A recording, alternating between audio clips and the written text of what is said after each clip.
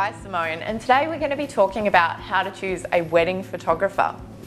A lot of the time we'll get emails where brides say, how much do you charge? Or what are your costs? Usually when we get an email like this, we kind of get a hint that a bride is possibly more interested in a budget than a particular style. So we ask specific questions. I have all of my prices online. A lot of photographers do, but some photographers don't. When choosing a photographer, it's really important to not just go by price and ask questions and factor in the things that you want. Do you get your images on disc, or is there an extra charge for that? Do you get an engagement shoot, or is there an extra charge for that? There might be a photographer that seems $2,000 cheaper than another, but when you factor in all of the additional costs of their exclusions, they could end up double the price of the photographer that you initially thought was more expensive. So they're all things to go by. Have a look at websites. If you don't like their work, there's no point going past there.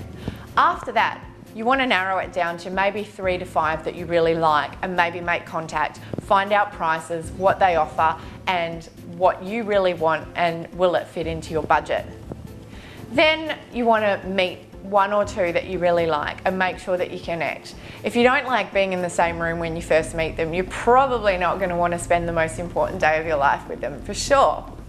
You want to trust that your photographer is also going to be able to really help you relax and capture, the moment.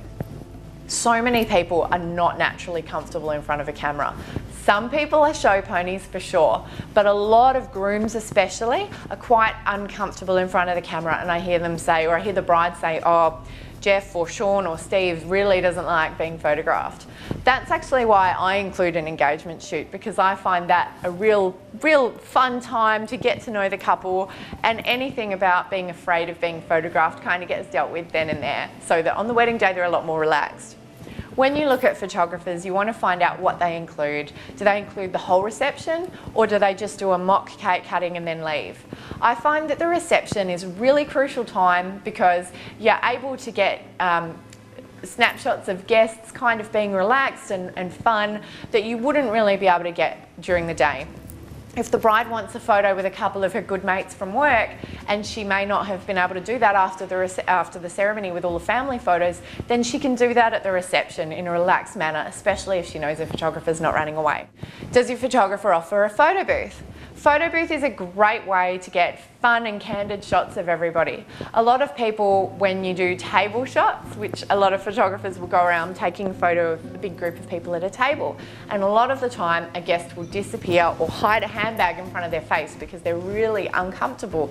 But when it comes to a photo booth, people love putting on silly props and crazy hats and being fun and adventurous. So they're just some things to keep in mind. Do you have printing rights? Most photographers will retain the copyright because it's their artwork, but do they give you copyright permission to reproduce your own images? It's a good thing to have copyright permission to reproduce your own images, because then you can make things like a scrapbook later down the track. You could go to your local media store and get images printed in the size that you want or on the media that you want, and you can just generally send them to grandma or anything you want, or make your own thank you cards. So that's really cool as well. You're usually able to do your own albums if that's what you want to do, and there's all sorts of fun things like getting your face on a coffee mug that you may or may not want to do, but you want to know that you've got the option for whatever creative thing you want to do. So they're just some ideas of how to choose your wedding photographer. Thanks for watching, and I'll see you on the next episode. Bye!